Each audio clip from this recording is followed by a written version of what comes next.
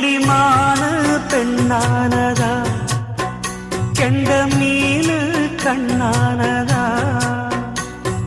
பூமுடிச்சு பொட்டு வச்சு புன்னகையில் தேன் தெளிச்சு பக்கம் ஒரு சொர்க்கம் வருதா.